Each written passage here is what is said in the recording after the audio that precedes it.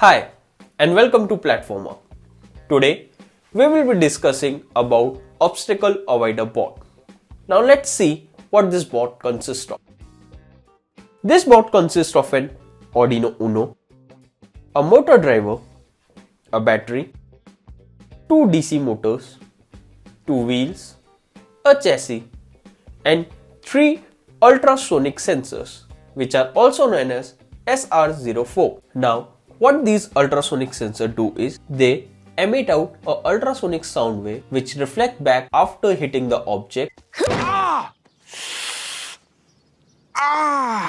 and is received by the receiving end. The distance is hence calculated in the coding part. Okay. Let's see how this project works. Let's power up the circuit. Now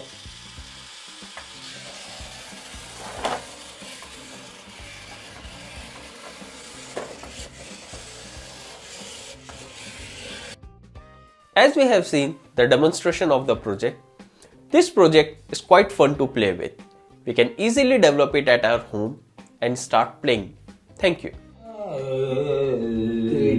434 megahertz frequency पे signal को transmit करता है। RF module